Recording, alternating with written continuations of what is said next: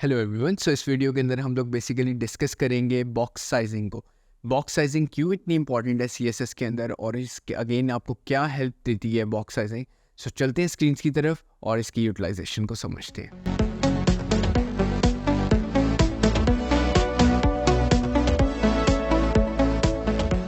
सो जैसे कि आप स्क्रीन की तरफ देख रहे हैं, हमारे पास है बॉक्स साइजिंग टॉपिक।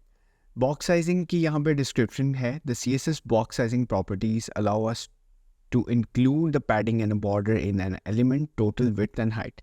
So इसको समझने से पहले हम लोग एक पिक्चर से समझते हैं कि अगेन ये बेसिकली क्या डिस्क्रिप्शन है। सो पिक्चर जैसे कि आपके पास अपेयर हो गई हुई है। बॉक्स साइजिंग आपके पास दो डिव्स हैं यहाँ पे, ठीक है। एक बना हुआ है बॉर्डर बॉक्स के हेल्प से और एक बना हुआ है कंटेंट बॉक्स की हेल्प से। इनको बाद में समझते हैं। सबसे पहले अगेन जो एक्चुअल विड्थ है दोनों बॉक्सेस की वो है 300 px। जैसे कि यहाँ पे लिखा हुआ है if box sizing is border box, तो अगर आप उसके ऊपर बॉर्डर बॉक्स की एक विड्थ लगाते हैं या एक प्रॉपर्टी लगाते हैं, सो उसका जो एक्चुअल साइज़ होता है जो कि 300 px है। और अगर आप अगेन एक ऐसा डिव बनाते हैं जिसका अगेन 300 px साइज़ है, बट उसके अंदर पैडिंग्स और मार्जिन दे देते हैं और उसके ऊपर प्रॉपर्टी लगाते हैं कंटेंट बॉक्स की, तो अगेन उसका जो एक्चुअल जो हाइट एंड विड्थ होगी वो बेसिकली 380 तक चली जाएगी। जैसे कि यहाँ पे बहुत क्लियर है, दोनों डिव्स जो हैं वो बेसिकली 300 px से बनाए गए हैं। उसके अंदर 10 px पैडिंग ऐड की गई है दोनों डिव्स के अंदर, और 30 px बॉर्डर बेसिकली हर जगह लेफ्ट राइट बॉटम टॉप पे ऐड किया गया है। सो अगेन एक के ऊपर प्रॉपर्टी लगाई गई है बॉर्डर बॉक्स, बट उसकी जो एक हाइट और विड्थ है वो एक्चुअली उतनी ही रही है। और एक के ऊपर बेसिकली लगाया गया है कंटेंट बॉक्स और उसका जो हाइट विड्थ है वो अगेन आप देखें कि 380 विड्थ हो गई हुई है। और वो कैसी हुई है, अगेन 300 उसकी एक टोटल बेसिकली आप कह लें कि विड्थ है। उसके बाद 10 px लेफ्ट से और 10 px राइट से उसको पैडिंग मिल रहा है जो कि 320 हो गई।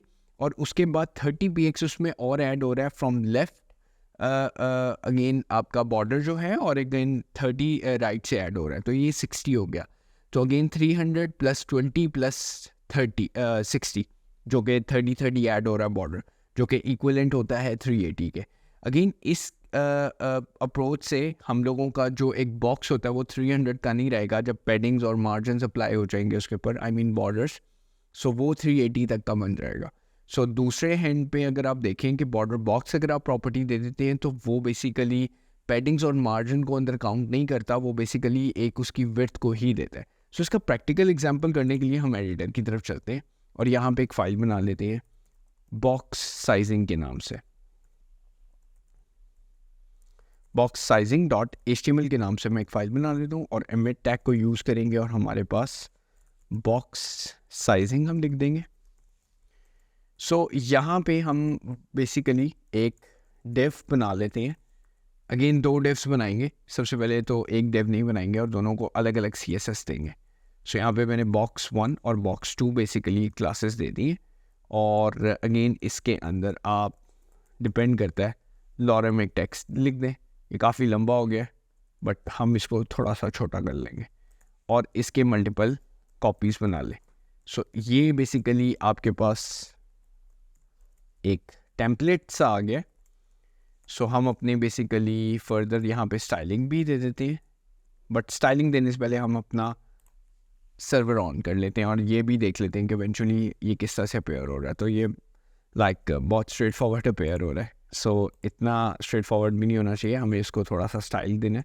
तो स्टाइल देने के लिए मैंने हेड टैग के अंदर स्टाइल का टैग यूज़ कर रहा हूँ और ओपनिंग एंड क्लोजिंग टैग्स दे देता हूँ। और सिंपल मैं एक बॉक्स डॉट के साथ बॉक्स क्लास को एक्सेस करूँगा और उसके अंदर मैं सबसे पहले विड्थ दे देता हूँ। विड्थ हम लोग दे देते हैं 300 px, हाइट भी दे देते हैं 300 px और बैकग्राउंड कलर दे देते हैं एक्वा दे देते हैं और सिंपली हम इसके साथ जाते हैं। और जैसे कि मैं देख रहा हूँ कि एक बॉर्डर हमारे पास बन गया है, ठीक है। सो बॉक्स बन गया है। सो मैं इसी को कॉपी करूँगा और दूसरे को बस मैं कलर यहाँ पे चेंज कर दूँगा। डिपेंड करता है कि मैं उसको थोड़ा सा बेज कलर टाइप दे देता हूँ। सो यहाँ पे box 2 कर देते हैं उसको. सो यहाँ पे हमारे पास दोनों बॉक्सेस आ गए. सो क्योंकि बॉडी हमारे पास है और मैं चाहता हूँ कि दोनों ये बेसिकली जो बॉडी है बॉडी टैग के अंदर डिस्प्ले में फ्लेक्स देता हूँ, बिकॉज मैं चाह रहा हूँ कि सब कुछ एक लाइन में रहे. और इवेंचुअली यहाँ पे मैं कुछ एक स्पेस दे देता हूँ जिससे थोड़ा सा डिस्टिंग्विश भी लगे ये. सो स्पेस के लिए हम लोग बेसिकली एक और डिव दे देते हैं, डिव क्लास. ठीक है, और यहाँ पे हम स्टाइलिंग में नहीं, हम यहाँ पे देंगे सो डिव क्लास, और यहाँ पे हम एक स्पेस ऐड कर देते हैं और इस स्पेस को हम यहाँ पे डिफरेंशिएट कर देते हैं. लाइक मार्जिन लेफ्ट दे देते हैं 20px एंड मार्जिन राइट भी दे देते हैं 20px. सो अगेन एक मैंने डिव बस बना दिया है, मैंने उसके अंदर कुछ भी नहीं ऐड किया, तो अगेन एक हमारे पास स्पेस आ रही है. बट इवेंचुअली अगर आप देखें दोनों बॉक्सेस जो हैं इस टाइम क्रिएट हो चुके हुए हैं, कोई बड़ा नहीं लग रहा, कोई छोटा नहीं लग रहा, और एक स्पेस भी क्रिएट हो गई है. दोनों अगेन अपने एंड पॉइंट पे लगे हुए हैं क्योंकि उसमें कोई पैडिंग नहीं है, कोई मार्जिन नहीं है. सो अगेन एक बॉक्स को हम बेसिकली देंगे पैडिंग जो कि है 10px, और साथ में हम देंगे बॉर्डर जो कि है 5px. तो अगेन इसकी विड्थ और हाइट, आपका जो बेज वाला जो कलर है यानी कि एक्वा जो बॉक्स है वो इस टाइम बड़ा हो गया है एज़ कंपेरेटिवली जो आपका दूसरा बैकग्राउंड कलर अप्लाई हुआ है वो अभी भी छोटा है. अगेन यहाँ पे मैं बेसिकली क्या करूँगा, बॉर्डर को 50px दिया तो है मैंने, कुछ ज़्यादा ही दे दिया. अगेन मैंने इसको 5px करता हूँ, सॉलिड करता हूँ और ब्लैक करता हूँ ताकि प्रोमिनेंट हो, और पेडिंग में यहाँ पे 20px कर देता हूँ. सो अब यहाँ पे अगर डिफरेंशिएट देखें, बॉर्डर भी अच्छे से अप्लाई हो रहा है, पेडिंग भी अप्लाई हो रही है, और इस पर कुछ भी अप्लाई नहीं हो रहा. सो यही प्रॉपर्टी दोनों सेम मैं अगेन बेज वाले पे भी दे रहा हूँ.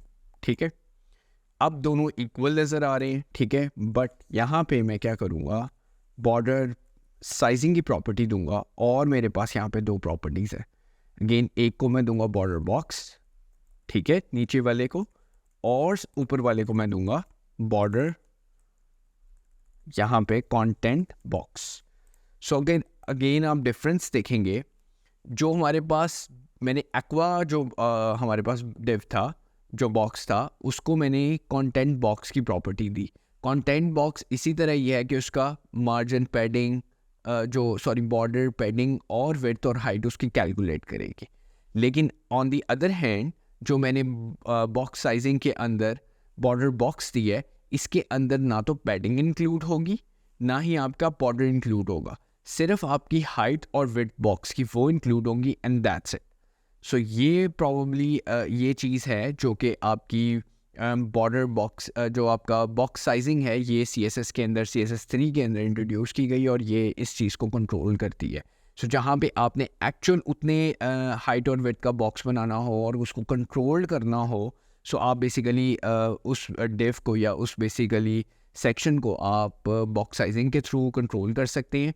और अगर आपने ऑन दी अदर हैंड यहाँ पे भी देखा कि अगर आप उसमें दूसरी जगह पे बॉक्स कंटेंट दे रहे हैं तो उसके अंदर आपका पैडिंग भी और आपकी बॉर्डर्स भी अप्लाई हो रहे हैं, और वो एक बेसिकली डिव को लार्ज कर देते हैं. सो ये कॉन्सेप्ट है आपका बॉक्स साइजिंग के ऊपर. सो नेक्स्ट वीडियो के अंदर हम लोग चलते हैं और देखते हैं उसमें भी हम क्या लर्न करते हैं. Thank you for watching this video.